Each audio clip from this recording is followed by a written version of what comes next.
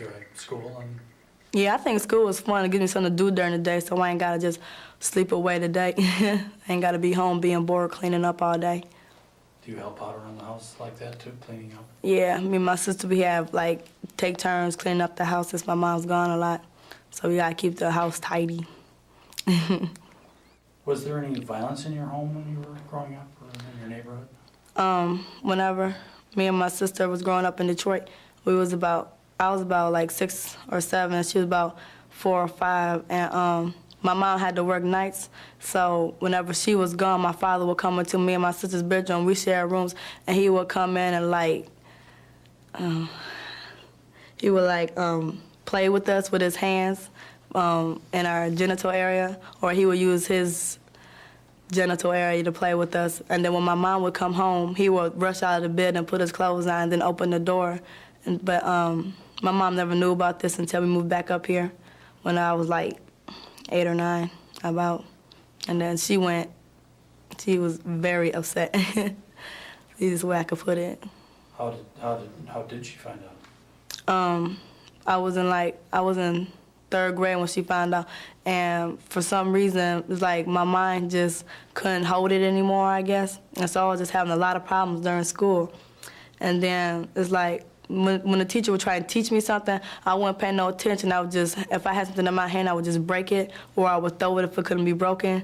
And my teachers was like, they would take me, they'd walk me around the school, and they were like, calm down, just calm down. They had me talk to them. And then I finally was like, told them what happened. They was like, oh my God. And they was like, do your mom know? I'm like, I don't know. And they called her, she found out. And then I had to, I think I went to a psychiatrist, and I went to the police people to talk to her, and I had to demonstrate what he did with Dow's. And then from now on, he's not allowed to see me. He's not allowed to have no contact at all with me.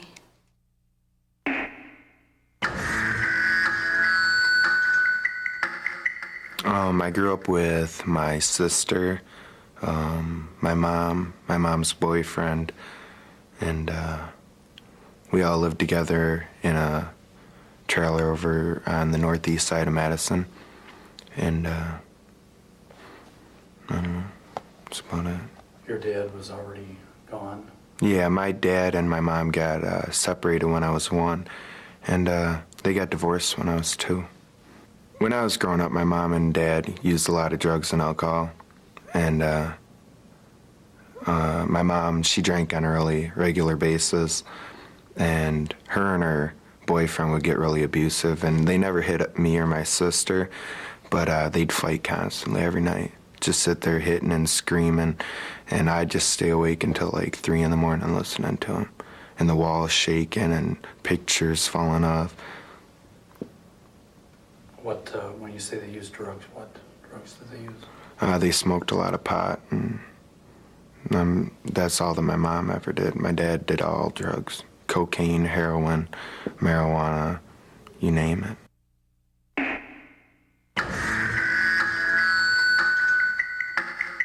In the first 3 or 4 years, my parents had joint custody over me, and then my dad lost custody because of physical abuse. Slapped me around a little too hard, and he had to take me into the hospital, in fact, because I had a really bad concussion on my head, and he was really scared. That's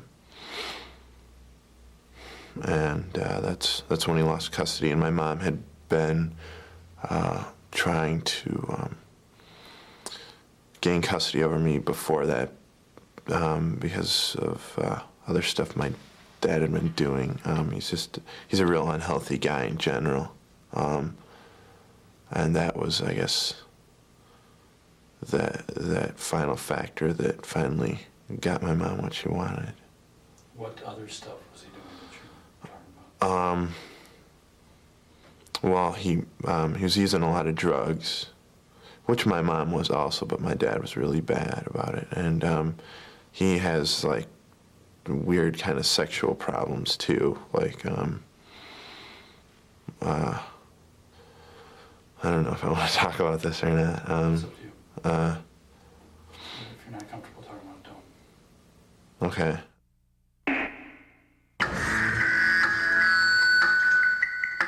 My mother, she was, at the time, I believe she was an alcoholic, and she was working or something, and she left me and my sister in the house alone, and we were taken away from her by the state.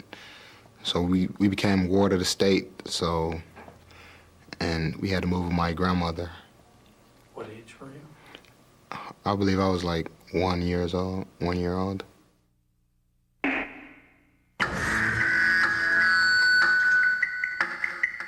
The question again was, did you sense that something was wrong with your family? Did you feel like you came from even as a kid, did you feel like there was something wrong with your family? Did you find yourself comparing your family to other kids' families? Yeah, I often found myself looking to other families for support, and just wishing, why couldn't my parents be like them or her or him? And yeah, I mean, I can remember this one time I was riding on the bus with my mom, and I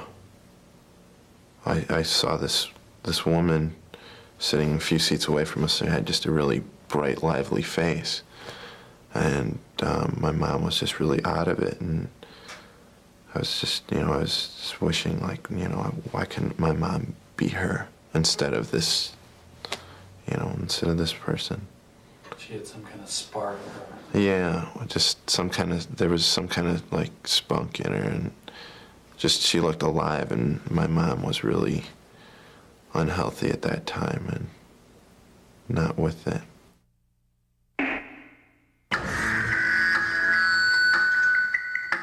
Oh, the first time. Start with the first time. First time I was taken away from her, I was at least 7, I remember. And it was a pretty bad experience because it was like I went and visited a foster home, and I wonder why we kept going and visit there. I thought they were relatives of the family, and we kept visiting every weekend. Then finally, a couple weekends, my mom just let me live there a couple weekends. And finally, I just started living there. I think she wanted me to try to, she wanted me to work me in the foster home slowly, without me knowing about it, that she was going to leave me for a long time.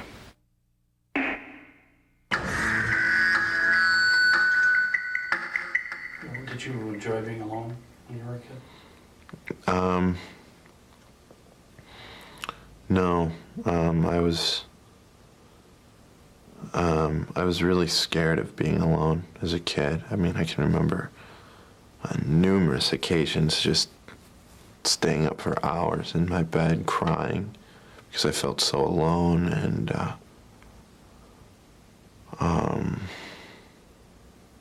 like nobody cared.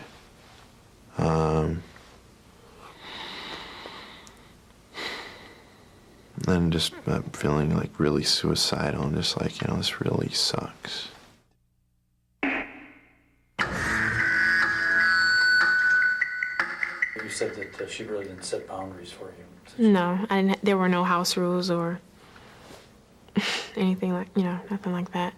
Just basically go wherever you want, when you want. You described being in Beloit and going out late, and could you tell me?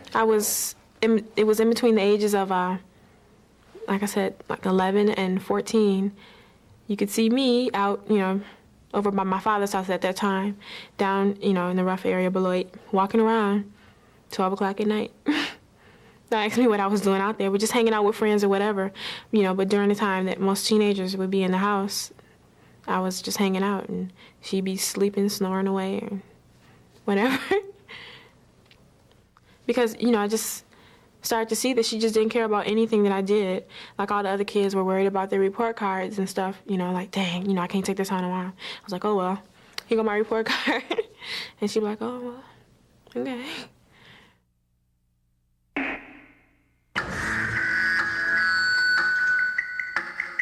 I grew up on the Fort Berthold Indian Reserve in West Central North Dakota. So. Tell me about life on the reservation as a kid. Well, as a child growing up on the reservation, it was difficult for any child. But I was one of the few half-breed children that grew up on the reservation, being half white and half Indian. And I grew up in a predominantly Indian school, and it was difficult because being half white, the Indian kids really didn't accept me that well, and being half Indian, the white kids didn't really accept me that well, and it was racial, a lot of racial tension growing up, and it was difficult, like seeing uncles and aunts and relatives, or just relatives in general and friends, just dying essentially is just the proper coin term for it. So just they all died. They're all dying off now. So it's difficult. The bottom line was just difficult.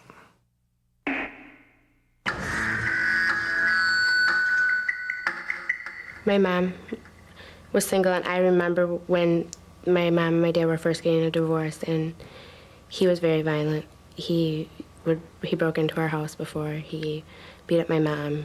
He raped her. I mean, it was really bad, but he always still wanted me to be his little girl and stuff, and it was really hard for me because seeing that, even to this day, our relationship is kind of stressful.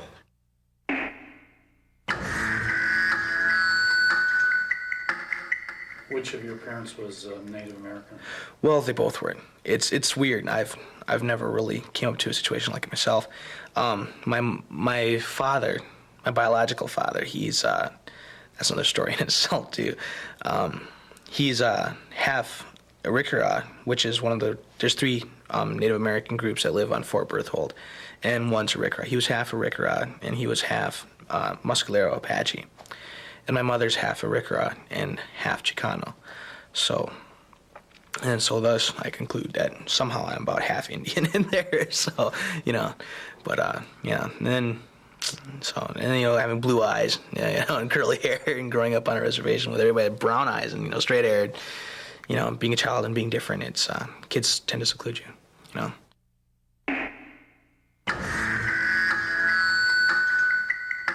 No, my name's not African. That's what a lot of people think. But that's Finnish fishing boat. It's a Finnish fishing boat, and the funny thing is my mother's side of the family is very Norwegian, and we do have Finnish in us a little, and everybody thinks it's just funny because how Norwegian my family is, and that I know all these things. I mean, I know how to speak some Norwegian and everything, and they just think it's hilarious.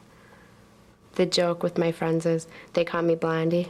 They call me white girl just because I'm not your normal black person or whatever. And growing up around my mother's side of the family, I've been around all white people for my whole life, and so I've lived a different life than some other African Americans or even biracial people. So it's been hard, but I remember times when I first started high school and everybody's like, You, what are you? You're just a little white girl. And it hurt me then. But I learned to just say I'm myself, and that's me, so accept me as I am.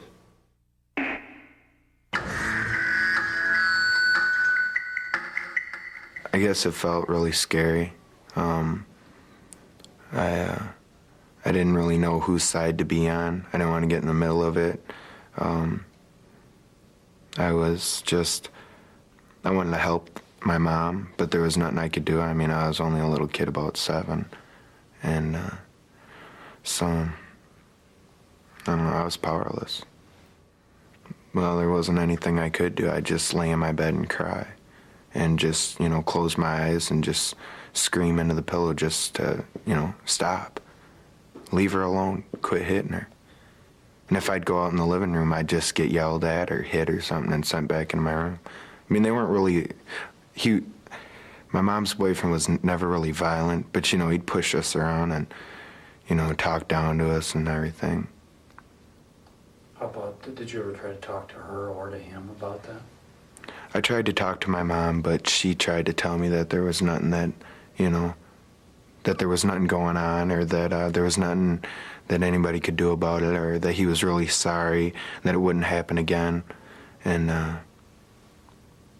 I just keep saying, Mom, just get away from him. And she never would.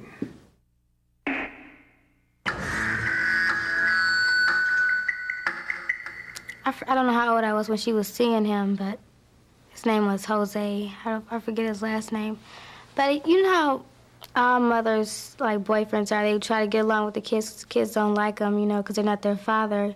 So he would, like, buy us stuff, you know, be nice all around us, but I never see him act violent or anything, so we didn't expect him to do anything like that. I was staying with my aunt.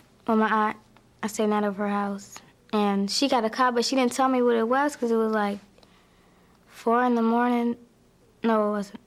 It was 2 in the morning, and she was like, come on, let's go. And mine never act like that. She was driving, passing the red lights. I was like, what's wrong?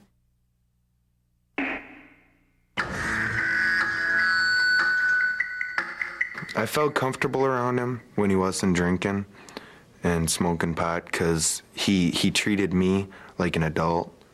He called me young man. He bought me stuff. You know, we went fishing, we played baseball, all the stuff that I never had because my dad left. He was my dad. I loved him. And that's what made it hurt so much more to see them always fighting because I had finally had a dad. Somebody take me to a father-son picnic, and he's, you know, damn near on his way out because he's so abusive. So he had some good qualities. He had some very good qualities. He was a very nice guy. We always cooked out. You know, we always had parties and stuff. But as soon as the drugs and alcohol came into the scene, it was, you know, no more Mr. Nice Guy. He beat my mom up. He'd slam her into the walls. He'd push her down. He'd call her names. Did you ever see this? I saw it quite a few times. I saw him, you know, throw her around or pull her by her hair or slap her.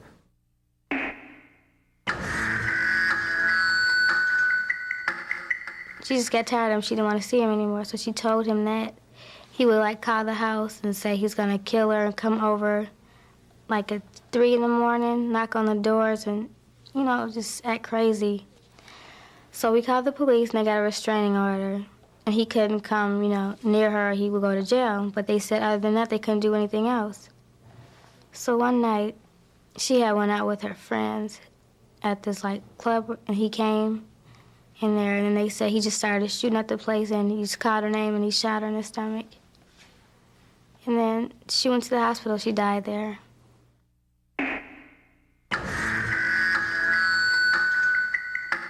So you were kind of having an anger problem in school? Yeah, it was. Acting out? Yeah, it was just with my mind, I couldn't hold it in any longer. And so I didn't know what to do. I didn't know if I should tell anybody. So I just got real violent when I was younger. Did you feel like you were holding it in for a long time? Yeah, because I can't remember it very well, but I think the reason why I didn't tell nobody is because he probably usually made threats to us, or he did something. I can't remember what he did and why I didn't tell him at all. Or maybe I was just scared to tell. I'm not really sure. Have trouble remembering. Yeah. How did your mom deal with it when she found out? She wanted to kill my father. She just wanted to just kill him. But she was like, nah. She just went to the police, made sure he could not see me for as long as I live, he cannot have no contact at all with me. And that's the only thing that she could do without getting violent. And she told his father, my grandfather, he lives up here. She told my grandfather refuses to believe me. He thinks I'm lying, or he thinks that his son just will not do anything like that.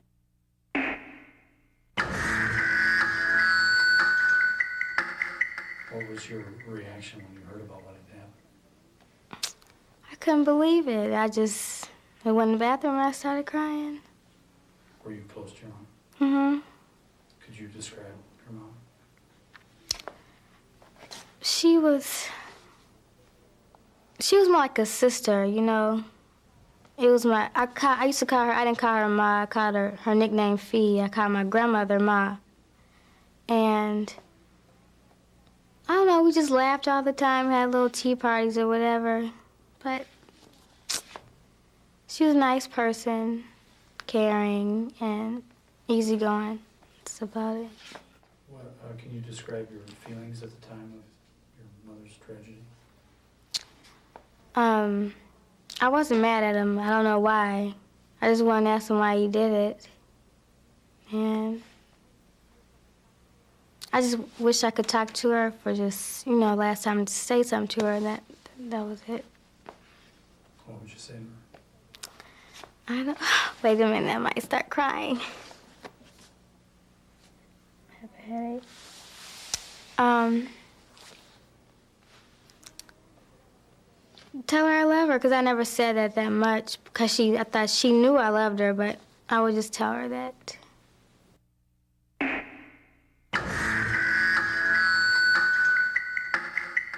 My sister acted more as my mom for me. She took care of me, told me, not to worry about it, that my mom could take care of herself, and that if I needed anything, just to come to her. Yeah, my sister helped me with most things, waking me up in the morning, making sure I had something to eat, making sure I didn't skip school, stuff like that. My mom worked a lot. She got up at about 6 in the morning, and she wouldn't get home till about 5:30 at night. And so she was never there, and when she did get home and they started drinking, she wasn't there for me again.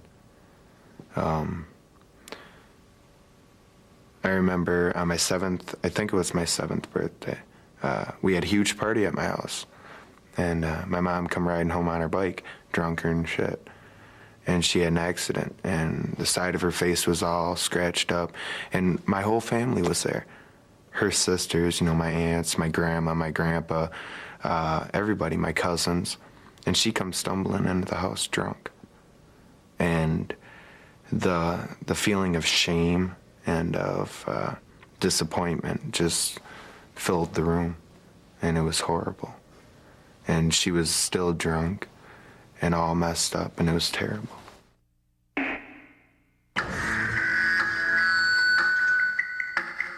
As I got older and stuff like that, things got worse and worse and worse. And turned out to be, big long weekends and stuff like that. They go out and drink, and then they drag me along with them. It's kind of how I was brought up. Just go out with them and don't say nothing, just be quiet. Bring some things, to wear and stuff like that. Otherwise, you're gonna be wearing the same thing the whole weekend. Either bring something to eat or eat before I go. What do you mean by a long weekend? It's probably start Friday and Monday afternoon. We would go driving or something like that, and my parents would always end up having either pot or some beer to drink or something like that, and we'd go right around, and they'd pick up my uncles or something like that along the way, or some friends of theirs, and we'd just go out drinking and stuff like that, and then by nighttime we go to someone's house, we just sit, they just sit there and drink all night. And here I am, scared shitless, not knowing, what I want to do, and watching out for my mom so my dad don't hit her, or whatever, Was violence common in your family on these weekends? Oh yeah, let's see, ever my parents are drinking, they usually get in a fight, I always had a lot of fear that, my dad was gonna hit my mom, because I knew every time they started drinking, they'd start fighting and stuff like that, so violence for me, started in my home, from me seeing my dad, fighting with my mom all the time or slapping or something like that, and I've seen a lot of it.